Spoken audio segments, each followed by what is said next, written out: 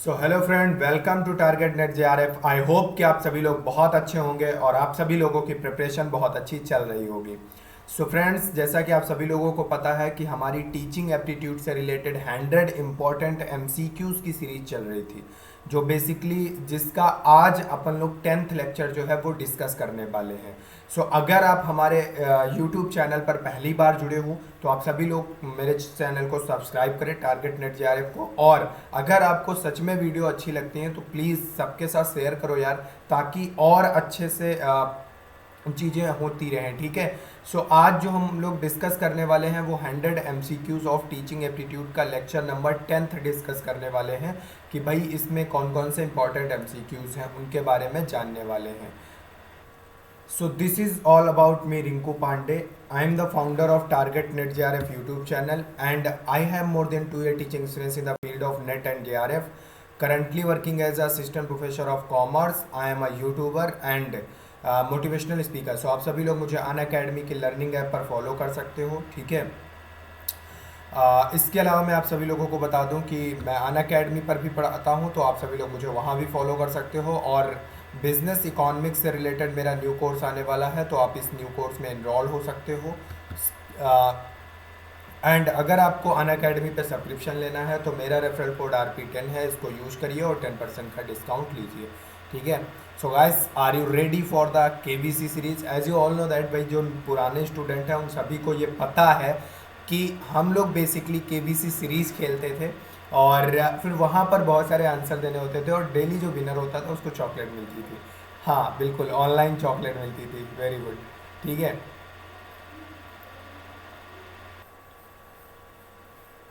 सो आइए आज स्टार्ट करते हैं आज की ये जो हमारी क्विज है उसके बारे में कुछ, ठीक है। तो आप सभी लोगों के लिए पहला क्वेश्चन आपकी कंप्यूटर स्क्रीन पे, when you make a mistake while teaching in the class and your student points it out sharply then what will you do, ठीक है। मीन्स ये है, जब आप कक्षा में पढ़ा रहे हो, ठीक है, और उस समय आपसे कोई गलती हो जाती है तो और बच्चे उस गलती को तुरंत पकड़ लेते हैं और बोलते हैं सर ये गलत किया आपने, देन आप क्या करोगे? आप you break all the limit of anger, anger मतलब गुस्से की सारी लिमिट तोड़ फोड़ मचाना शुरू कर दोगे। You feel sorry for committing a blunder, एक मिस्टेक के लिए आप सॉरी फील करोगे। You scold the child angrily resist him, ठीक है, मतलब उस बच्चे को क्या करोगे भाई? गुस्से में उसको डांटोगे और उसका विरोध करोगे। You leave the class for a week, एक हफ्ते के लिए भाई क्लास ही छोड़ दोगे। सो राइट आंसर क्या हो जाएगा अकॉर्डिंग टू दिस वन?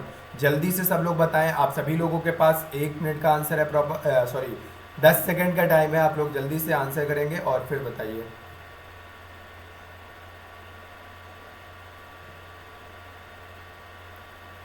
ठीक है, जल्दी से सब लोग बताइए भाई।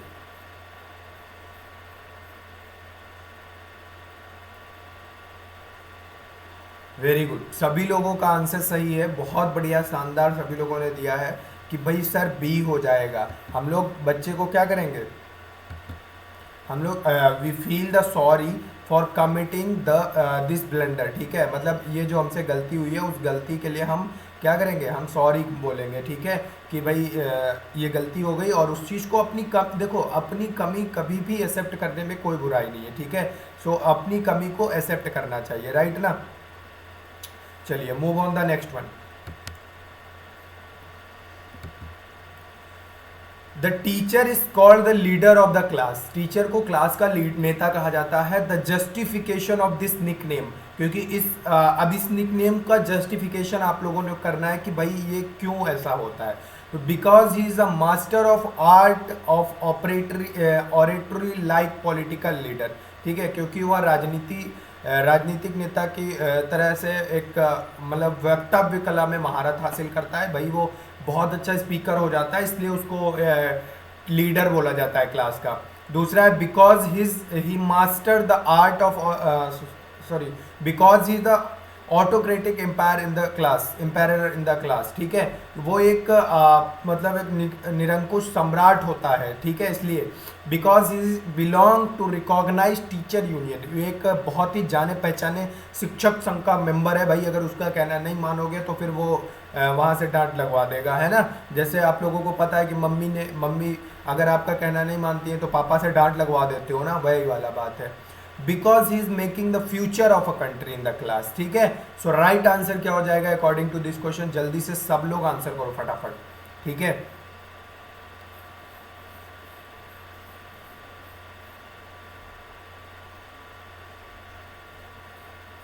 चलिए जल्दी से सब लोग आंसर करिए, कौन सा हो जाएगा? 10 सेकेंड का टाइम है। वेरी गुड, सबका बहुत अच्छा है भाई। Because he is making the future of the country in the class is the right answer according to this question, ठीक है। क्योंकि वो क्या कर रहा होता है सर? वो क्लास में एक देश का भविष्य बना रहा होता है, इसलिए उसको लीडर बोला जाता है।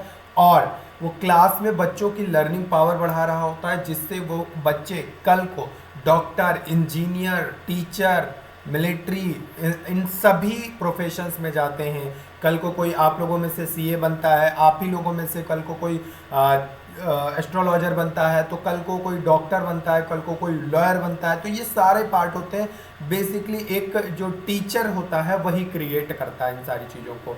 सो आप सभी लोग इसीलिए टीचर को, अब बात कर ले क्लास का नेता क्यों कहा जाता है? क्योंकि वो देश का भविष्य बना रहा होता है। जैसे आपके पॉलिटिकल लीडर्स होते हैं, वो आपके बारे में सोचते हैं, वो आपका भविष्य बनाने की बात करते हैं। हाँ हाँ, समझ रहे हैं। आजकल के नहीं करते हैं, वो अलग बात है, लेकिन उनका मेन पॉइंट क्या होता है भाई? मेन पॉइंट तो यही होता है ना कि वो देश का भविष्य बनाए। Is this clear everyone? बोलो हाँ या नहीं। और एक बात आप सभी लोगों से कहनी है कि भाई अगर क्लास अच्छी लगती है तो जैसे अनअकैडमी पे हाइट प्रोवाइड करते थे, बहुत बहुत अच्छी अच्छी हाइट आप लोगों ने वहाँ पे दी है, ठीक है। तो उसी तरीके से यहाँ कमेंट बॉक्स में आप लोग प्लीज़ जो भी आपको समझ आए, अगर अच्छा लगता है तो थोड़ा सा वहाँ पर भी मोटिवेट किया करें, है ना। ओके, चलिए move on the next question. D is the right answer according to this question, because he is making the future of country in the classroom. Very good, सभी लोगों का बहुत बहुत सही है। when a student, देखिए third question है, when a student can no longer recall material he had learned some time back, one can assume that। so क्या हो जाएगा इसका कि when a student can no longer recall material he had learned some time back, one can assume that।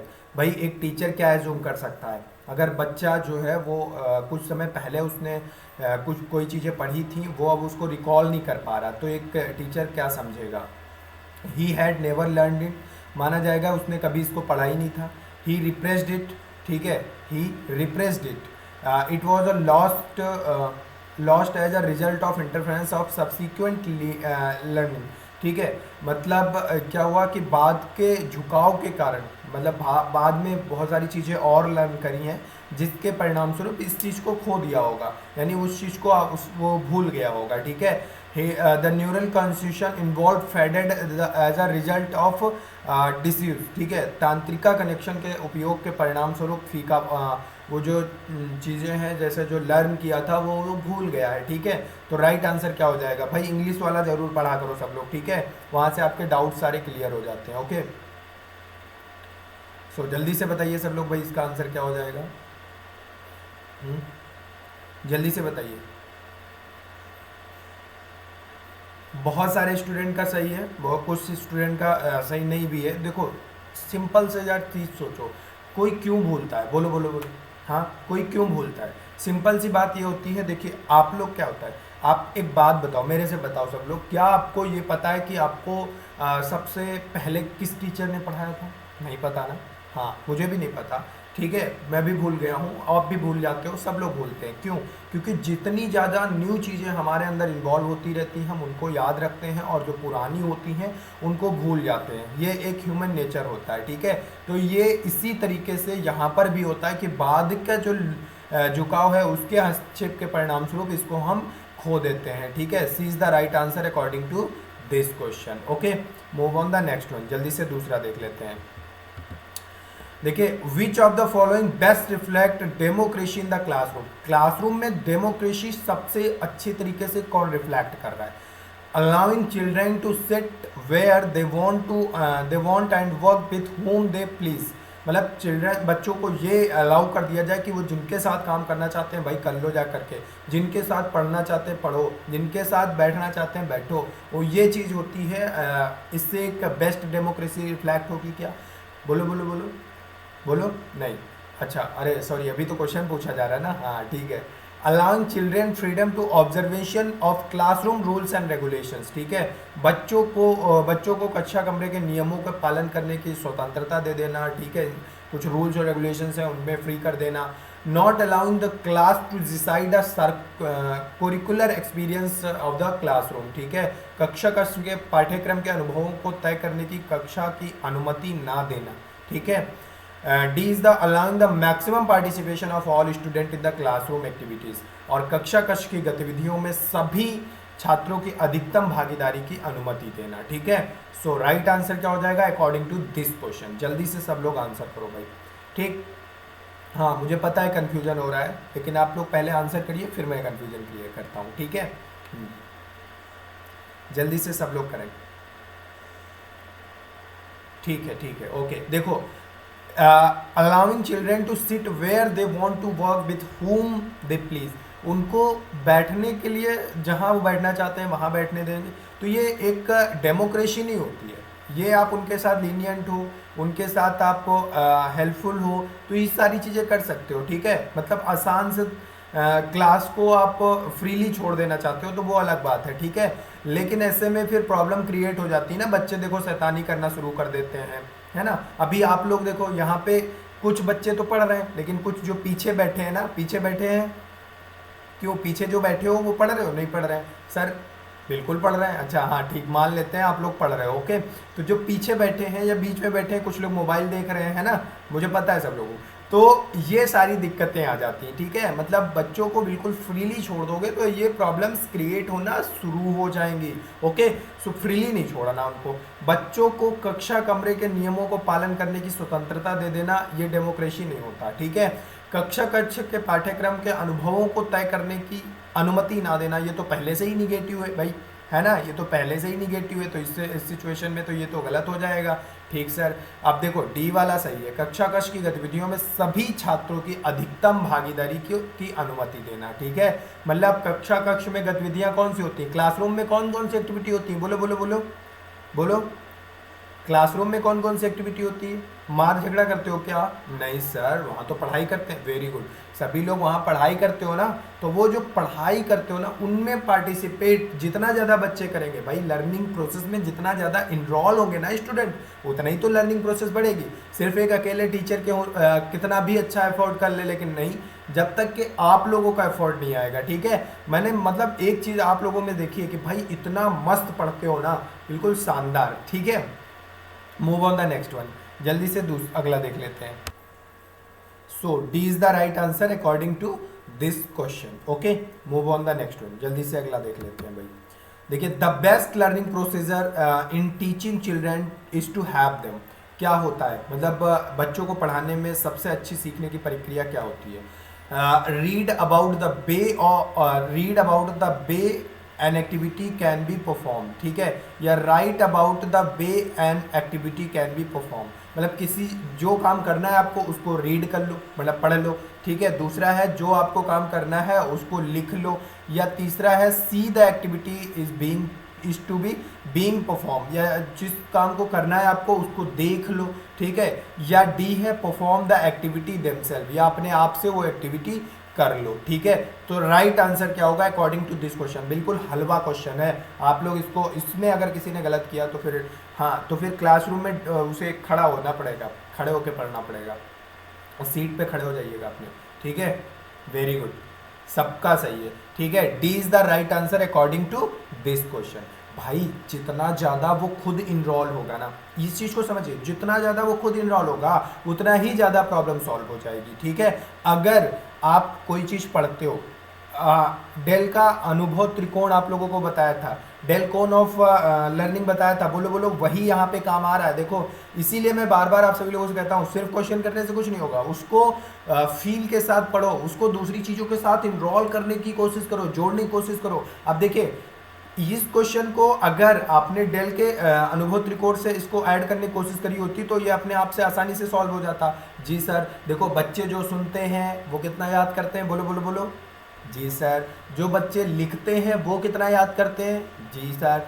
जो बच्चे लिखते, सुनते, देखते हैं वो कितना याद करते हैं? बहुत सही। इसके अलावा जो बच्चे वो खुद करते हैं यानी परफॉर्म करते हैं वो सबसे ज़्यादा लर्न करते हैं। Is this clear everyone? So right answer according to this question क्या हो जाएगा? जल्दी बोलो बोलो बोलो।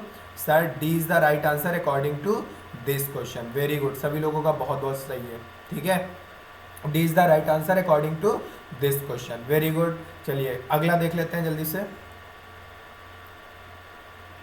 हाँ ठीक है, डी इसका सही हो जाएगा। Move on the next one.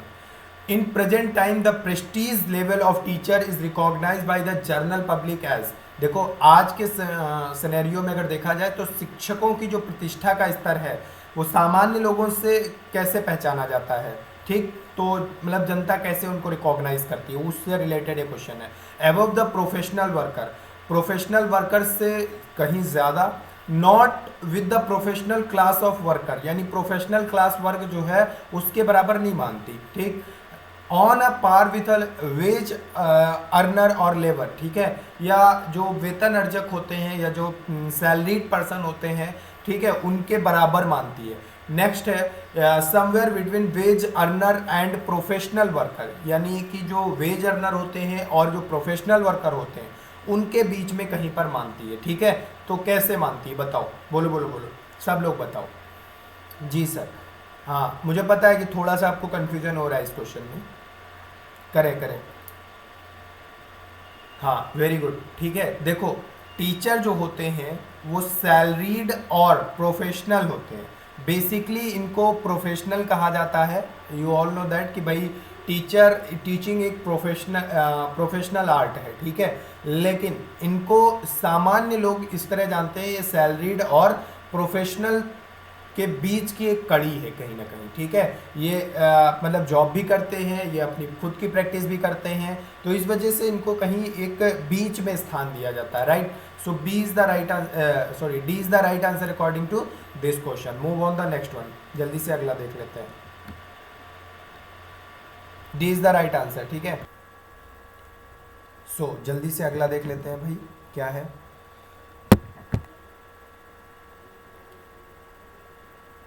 हाँ देखिए, the most basic cause of teacher failure in maintaining discipline in the teachers lack of discipline, ना बनाए रखने में शिक्षक की विफलता का सबसे मूल कारण क्या है?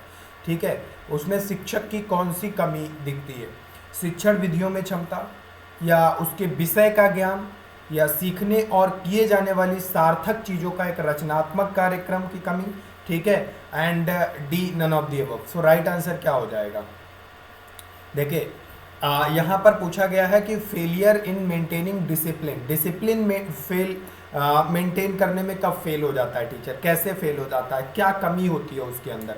ठीक है, शिक्षक विधियाँ उसे नहीं पता होती हैं, नॉलेज सब्जेक्ट की अगर उसे कम है, या a constructive programme of meaningful thing and to be learned and done. ठीक है, देखिए पहली चीज़ तो ये सारे के आप कहेंगे ABC सर तीनों लगभग सेम लग रहे हैं, लेकिन आपको यहाँ पे बेस्ट अप्रोप्रिएट ढूंढना होता है। ठीक है, तो देखिए समझने की कोशिश करते हैं, थोड़ा आपको यहाँ पे चीज़ें क्लियर हो जाएंगी। शिक्षण विधियों में क्षमता, ये टीचिंग के लिए एक रामबाण की तरह होती है। अगर आपको अच्छी टीचिंग मेथड्स आपको पता है तो आप एक तरीके से बच्चों की लर्निंग पावर, बच्चों को समझाने की जो आपके अंदर आर्ट है ना, उनकी बिल्कुल उनके अंदर चले जाओगे, बच्चों की प्रॉब्लम को फील करोगे। जब भी एक टीचर बच्चों की प्रॉब्लम को फील करेगा ना, तो उस सिचुएशन में वो और अच्छे से पढ़ा सकता है। ठीक है, दूसरी बात यह आई कि भाई शिक्षण विधियों में अगर आपके अंदर अच्छे से पता है तो आप एक अच्छी टीचिंग कर सकते हो, लेकिन यहाँ पर माइनर सा जो डिसिप्लिन मेंटेनिंग वाला पॉइंट है वो माइनर सा दिखता है। ठीक है, यहाँ पर बेसिकली लर्निंग पावर बढ़ाने की बात करी जा रही है। ठीक, दूसरे पॉइंट अगर देखें तो उसके विषय का ज्ञान, सब्जेक्ट की आपकी जितनी अच्छी नॉलेज होगी उतना ही अच्छा आप पढ़ा सकते हो। ठीक है, सब्जेक्ट की जितनी अच्छी पकड़ होगी आपको उतना अच्छा आप पढ़ा सकते हो, लेकिन डिसिप्लिन आपका जो मेंटेन होगा वो होगा आपका सीखने, और जो आपने बच्चों को जो कंस्ट्रक्टिव प्रोग्राम है, मीनिंगफुल थिंग्स जो हैं उनको कैसे आप समझा पा रहे हो। ठीक है, मतलब कुल मिला के कहने का ये है कि बच्चों को आपको किस तरीके से सिखा रहे हो। ठीक है, देखो डिसिप्लिन किसी का तभी मेंटेन होता है। डिसिप्लिन मेंटेन करने का रीज़न क्या है? डिसिप्लिन मेंटेन तभी होगा जब बच्चे अच्छे से सीख रहे होंगे, जब अच्छे से पढ़ रहे होंगे, और जब अच्छे से उनको प्रॉपर केयर करी जा रही होगी। केयर से मतलब ये उनका प्रॉपर रिजल्ट और सारी चीज़ें, ठीक है, उनको टाइमली दी जा रही होंगी। ठीक है, उनका टेस्ट हो रहा होगा, उनको मतलब हर एक प्रोसीजर उनका टाइमली हो रहा होगा, उनको पूरा एक सिस्टमेटिक ढंग से उनको हम फॉलो अप कर रहे होंगे। तो उस समय पर डिसिप्लिन मेंटेन होती रहेगी। ठीक है, लेकिन अनुशासन बनाए रखने में सबसे बड़ी कमी ये पाई जाती है कि भाई जो टीचर है वो बच्चों को सही से समझ नहीं पा रहा, बच्चों को सही से समझा नहीं पा रहा, बच्चों को सही से इंटरटेन नहीं कर पा रहा, बच्चों को सही से वो होमवर्क नहीं दे पा रहा। ये बहुत सारे पॉइंट हो सकते हैं जो कहीं ना कहीं एक डिसिप्लिन मेंटेन करने में कमी दिखाते हैं। ठीक है, so right answer according to this question क्या हो जाएगा? जी बिल्कुल सही, C is the right answer according to this question. Okay, move on the next one.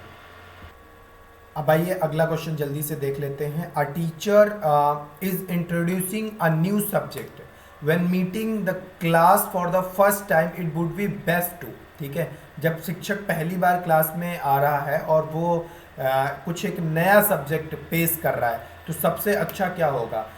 Begin with the first lesson without delay. पहला लेसन उसको स्टार्ट करना चाहिए बिना किसी देरी के साथ। Give a class of board outline of the subject. Subject के बारे में एक व्यापक रूपरेखा देनी चाहिए बच्चों को। Begin at once with the review of relevant material of the previous grade. जो बच्चों ने पिछले ग्रेड में पढ़ी है उस प्रासंगिक सामग्री की समीक्षा के साथ एक बार फिर से शुरू करने की कोशिश करनी चाहिए। Concentrate on identifying potential trouble makers and leaders of the classroom missionship. मतलब जो बच्चे क्लास में लीडर्स हैं या जो शैतानी करते हैं या जो परेशानी क्रिएट कर सकते हैं, उनको पहचानने पर ध्यान केंद्रित करना चाहिए। तो जब टीचर एक पहली बार क्लास रूम में आया है और वो नया सब्जेक्ट पेश कर रहा है, तो उस समय क्या करना चाहिए ये आप लोगों को बताना है। जल्दी से बताओ सब लोग, आपके पास सिर्फ 10 सेकेंड है, जल्दी से बोलो। और एक इम्पॉर्टेंट बात आप सभी लोगों को बता दें कि अगर आप सभी लोगों को, ठीक है, इस पूरी सीरीज़ की पीडीएफ चाहिए तो आप टेलीग्राम ग्रुप में ज़रूर ज्वाइन हो जाएं।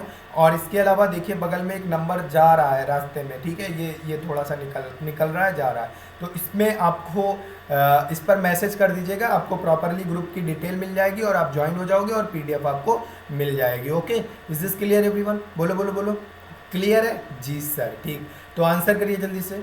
देखो भाई, जब भी आप पहली बार क्लास में जा रहे हो, जब भी आप बच्चों को पहली बार पढ़ा रहे हो, तो उस समय पर, उस सिचुएशन पर जो लास्ट क्लास में उन्होंने पढ़ रखा है, फॉर एग्जाम्पल आप बीए फर्स्ट ईयर में सेकेंड ईयर में पढ़ा रहे हो, तो सबसे पहले बीए फर्स्ट ईयर की कुछ पॉइंट को उठाइए। ठीक है, जैसे आप पॉलिटिकल साइंस पढ़ा रहे हो तो बीए फर्स्ट ईयर में जो पॉलिटिकल साइंस में उन्होंने पढ़ा है, तो वहाँ के कुछ मुद्दे उठाइए और फिर उनको डिस्कस करिए, और फिर उसके साथ एक नए सब्जेक्ट जो अपना आज आपको पढ़ाना है उसको ऐड ऑन करने की कोशिश करिए, ताकि बच्चे उस सब्जेक्ट के लिए बिल्कुल नए ना लगें। ठीक है, उनको ये फील ना है कि ये मेरे लिए बिल्कुल नया है सब्जेक्ट, वो डरे ना। ठीक है, जैसे आप सभी लोगों में से बहुत सारे लोग ऐसे होते हैं ना, डर जाते हैं रिसर्च मेथोडोलॉजी से। सर रिसर्च मेथोडोलॉजी तो हमने कभी पढ़ा ही नहीं, हमने ना यूजी में पढ़ा ना पीजी में पढ़ा, फिर भी हमको पढ़ना पड़ रहा है। तो देखो यार, डरने वाली कोई बात नहीं, इतनी आसान से तरीके से आपको रिसर्च मेथोडोलॉजी कंप्लीट करवाइए। आप अनअकैडमी के सारे लेक्चर्स मेरे देख सकते हो, ठीक है, फिर वहाँ पर आपको और अच्छे से क्लियर हो जाएगा। फिर भी अगर आपको कोई कन्फ्यूजन है तो ये देखो फिर से नंबर गया, ठीक है तो आप इस पर क्या कर सकते हो, मेरे को मैसेज कर सकते हो, फिर मैं आपको वो चीज़ें क्लियर करवा दूंगा। ठीक है, उससे रिलेटेड यूट्यूब पर वीडियो बना दूंगा। Clear? Is this clear everyone? ठीक सर, तो इसका राइट आंसर क्या होगा? बोलो बोलो बोलो बोलो। हाँ हाँ हाँ हाँ, जल्दी से बताओ। जी sir, C is the right answer according to this question. Very good, सबका बहुत सही है। ठीक, चलिए move on the next question. जल्दी से अगला देख लेते हैं भाई क्या है। हाँ, C is the right answer according to this question. देखिए, the best evidence of the professional status of teaching is the best evidence. क्या पेशेवर स्थिति का सबसे अच्छा सबूत क्या है?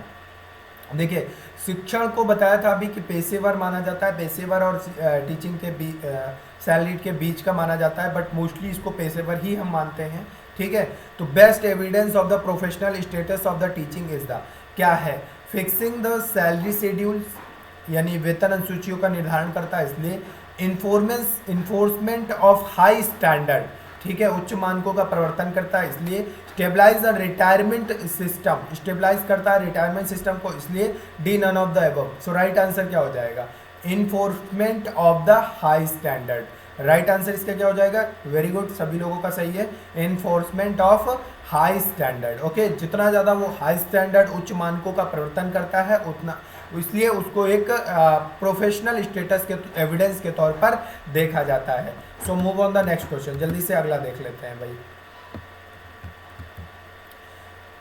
इन the final analysis teaching must be thought of mainly as a process of, अंतिम विश्लेषण में शिक्षण को मुख्य रूप से प्रक्रिया के रूप में क्या सोचा जाना चाहिए।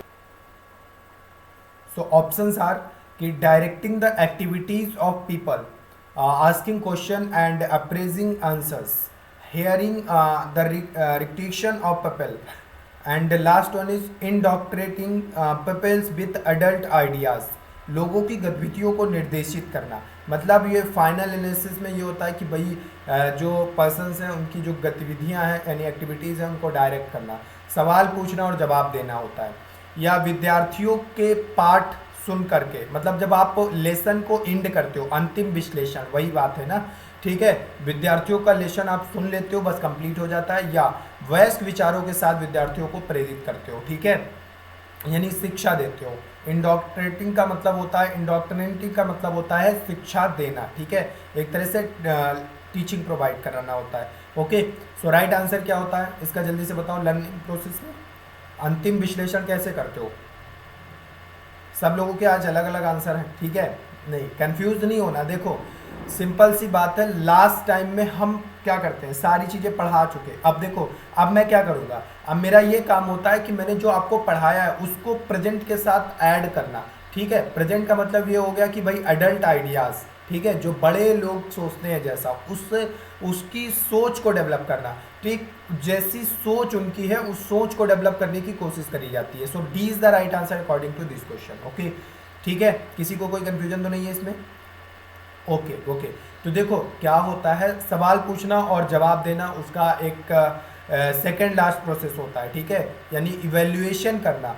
देखो सबसे पहले क्या होता है, सबसे पहले होता है लर्निंग लेवल, फिर understanding and then reflective. Reflective में क्या होता है, अब वो आइडियाज़ खुद क्रिएट करते हैं, ठीक है, वो क्रिएटिव हो जाते हैं, उस चीज़ को एनालाइज करना शुरू कर देते हैं। Is this clear everyone? So move on the next one. चलिए अगला देख लेते हैं जल्दी से। ओके, अच्छा कंप्लीट हो गए, सारे हो गए। ओके, तो this is all about me Rinku Pandey. मैं अनअकैडमी पर भी पढ़ाता हूँ, तो आप सभी लोग मुझे वहाँ पर फॉलो कर सकते हो जल्दी से, ठीक है। और इसके अलावा मैं आप सभी लोगों को बता दूं कि भाई ये बिजनेस इकोनॉमिक्स से रिलेटेड कोर्स आने वाला है, तो अब वो यूट्यूब पर ही आएगा। आप सभी लोग अगर अभी तक किसी ने भी target net JRF YouTube channel को सब्सक्राइब नहीं किया है तो सब्सक्राइब कर लीजिए। और इसके अलावा आप सभी लोगों से रिक्वेस्ट है कि अगर आपको मेरे लेसन्स अच्छे लगते हैं तो प्लीज़ कमेंट करके अपने फीडबैक जरूर दिया करें, सो दैट कि मेरे को भी एक अच्छा रिस्पॉन्स मिलता है, ठीक है। और इसके अलावा आप सभी लोगों से रिक्वेस्ट है भी क्वेश्चन ऑफ द डे में क्यों नहीं पार्टिसिपेट करते आप सभी लोग, वहाँ पर भी पार्टिसिपेट करें, वहाँ पर भी आंसर दें, सो दैट कि आपका जो टॉपिक है एक टॉपिक डेली क्लियर हो जाएगा, ठीक है, question of the day series में, ठीक है। इसके अलावा टेलीग्राम ग्रुप में जरूर ज्वाइन हो जाए। और आप लोगों के सामने नंबर जा रहा है, आ रहा है बार बार, तो इसमें मैसेज कर सकते हो अगर आपको कोई इशू आ रहा है। इसके अलावा लिंक जो है डिस्क्रिप्शन बॉक्स में कॉपी है ऑलरेडी, तो वहाँ पर भी आप क्लिक करके ग्रुप में डायरेक्ट ज्वाइन हो सकते हो। बाकी अगर आपको कोई इशू आ रही है तो मुझे इस नंबर पे मैसेज भी कर सकते हो, ओके। सो और अगर आपको अनअकैडमी का प्लस सब्सक्रिप्शन लेना है तो मेरा रेफरल कोड RP10 है, इसको यूज करिएगा और 10% का डिस्काउंट मिल जाएगा, okay. So bye bye, thank you all of you. मिलते हैं नेक्स्ट लेक्चर के साथ। आई होप कि आप सभी लोग बहुत अच्छे रहोगे। And finally keep learning, keep smiling, ठीक है। और एक बार सभी लोगों को बोलना है क्या, जय माता दी नहीं बोलना है, हाँ इस बार JRF